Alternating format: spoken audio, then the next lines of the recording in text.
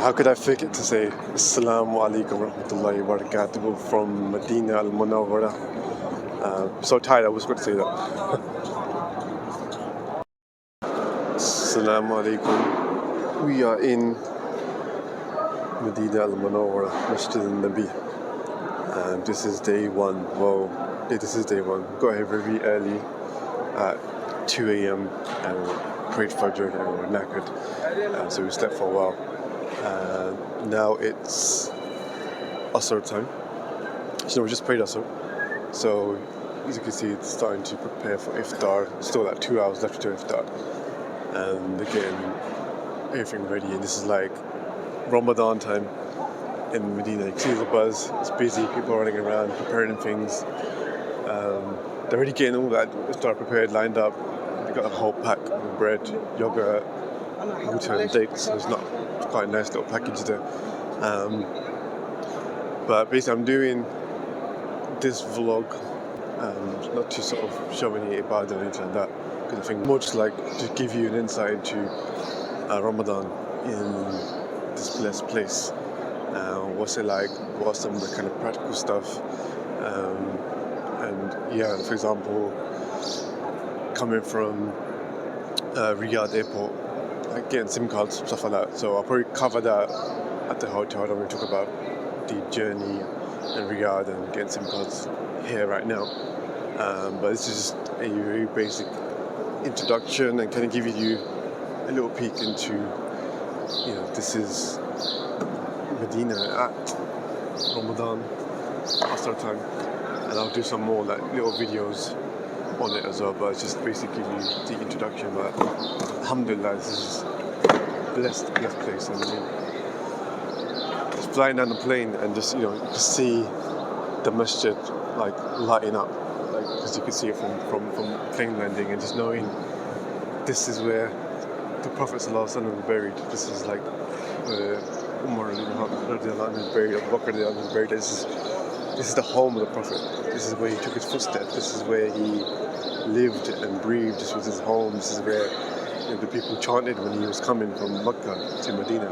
Like how blessed are we to be able to come here, to be able to pray here, to be able to breathe the same air that he breathed.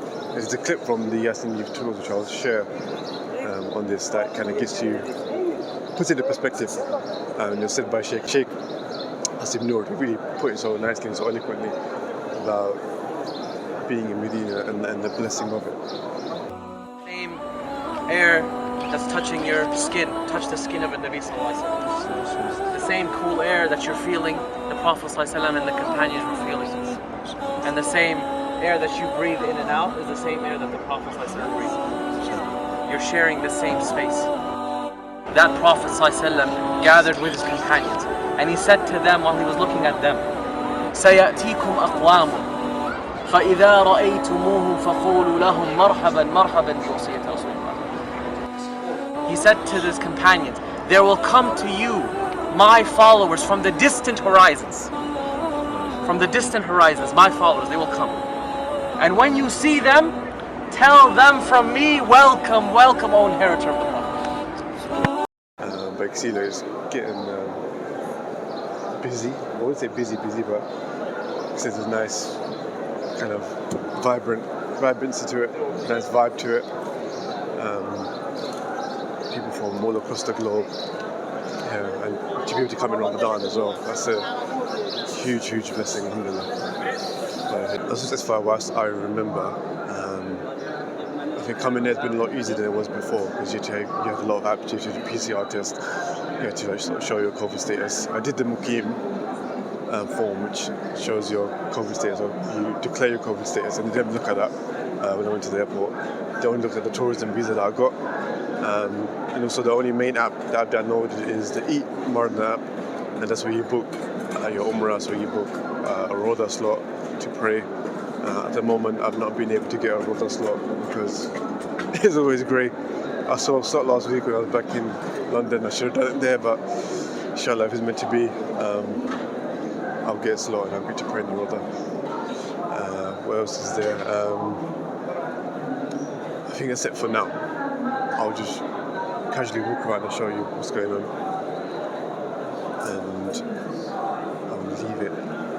Sorry, I'm trying to think. Is there anything else I can quickly say right now? Trying to know if there is applications. Oh yeah, Uber. So from the airport, we just got a Uber, which is very easy to do, and it costs about $7.50. So we managed to get three people in there, all of our suitcases. So some nice vibes. Everyone says salam. So it's, yeah, everyone's at peace here. Everyone's just, you can feel the barakah. One more is I can't really justify this, or I can't really put in perspective like how nice it is to be and how blessed like we are to be here. Like, I can't do it justice, and I'm also recovering from jet lag, so my energy levels aren't in the same state of flow right now. But this is it.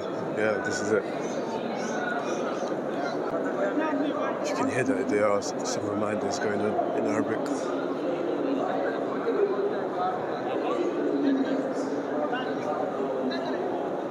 I'm still taking this all in, like just deep in where I am in this blessed month. It's fun. But anyway, I'm heading out. I will try to, if I've got anything useful to share, practical tips, and stuff like Uber, using that to get around, can be quite helpful. But also maybe finding dates, if I find some good ones. I also booked just all myself, so I didn't go through a tour group. I was getting some quotes from agencies, but eventually I was challenged to do this as a digital nomad and do it myself, so I opted to do it that way. And I'll share how I did it. It was nothing too hard, but it might be useful for those that want to save some money and come here, because there's only a couple of £100 savings you can do if you do it for yourself, rather than go for a tour guide. But if you are brand new to the place, you might want to go for the tour guide anyway. Anyway, I'll end this clip here. There'll probably be more in this first day one vlog, but this is the first part.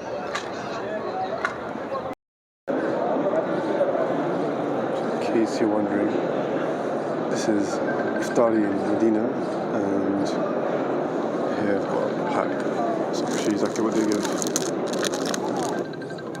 See, you've got water, dates, yogurt, and this is something that goes inside the yogurt, and then you've got bread. And they provide this, like, we saw the preparation beginning 2 hours before. I'm not sure how much they provide, how many iftars they're giving to people, but it's a huge number. I thought I'd share. This is what iftar you get in Medina, and it's probably better to have iftar in Medina. You can save a good spot for Tarawih after, and after Tarawih you can get a meal or whatever. But probably if you're in a hotel, probably isn't wise to have the iftar there unless you have a special need.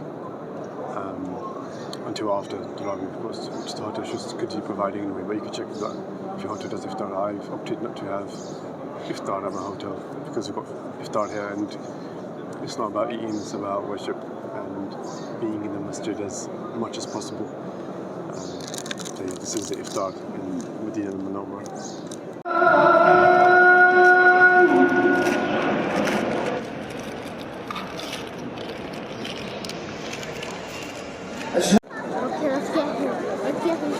Okay, point at me first. So we just finished Tarawih. It's our first day in Medina. We're going to go somewhere. We've been invited by one of the students of knowledge. We met when I was in Yaseen Youth Tours 5 years ago. He's still here, and he's invited us to like a little gathering where they're going to, I think, give a reminder, maybe have some food as well. Let me call one of my friends. I hope he's not talking to someone. Ramiz. So we're vlogging right now. This is brother Ramiz. So when I came with Yaseen Youth Tours, was she getting us here? I met him on the plane, so we had our first conversation, and we came together in Madinah and Makkah, and now 5 years later we just happen to be in Medina at the same time, and look, here we are together, alhamdulilah. You know, it reminds me of something, right? There's a hadith about very well known. Prophet ﷺ said about 7 people who are under the shade of Allah on Yawm al-Qiyamah. One of the categories is for people who come together for the sake of Allah and then leave for the sake of Allah, and that's what we did. And alhamdulillah, we're now back again for the sake of Allah. Alhamdulillah. So now, may Allah make us from those people who are under the shade.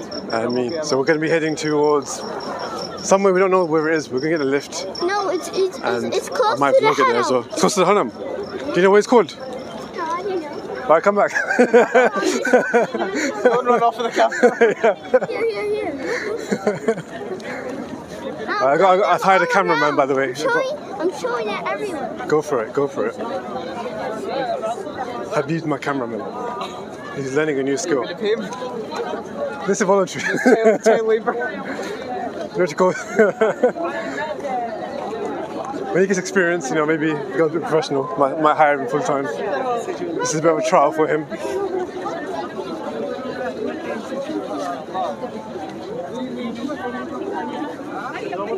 He's part of the vlogging crew now.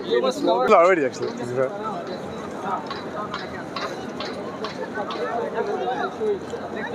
Oh, he doesn't drop my phone. He's very passionate about it. I know that. He's not going to let go. So got back from the thing we went to as a reminder, students of knowledge and some visitors, and with some food, some salad, tea, which was very nice. And yeah, then we came back, and it was a really good reminder for one of the brothers. And he's talking about sabr and shukr, and especially with sabr. It's not a passive thing where you just sort of, you know, wait and just wait when something bad happens, but it's more of, you know, really owning and being active. You know, when you're saying inna lillahi wa inna ilaihi raji'un when you come across a conflict or like a hardship, it's about really sort of embracing that, really owning that, and actively doing that, and not just like, you know, why is this happening to me, but more of, you know, really embracing it. This is the decree of Allah, and actually having that faith. So that's a really, really good reminder, alhamdulillah, to have for this Ramadan. It gave me a lot to reflect on. But that brings day 1 to a close. Technically I'm in day 2 right now. I'm going towards Fajr. But that brings day 1 to a close. And inshallah there's more to come, more practical stuff. I'll share it and put that video up soon. Assalamu alaikum.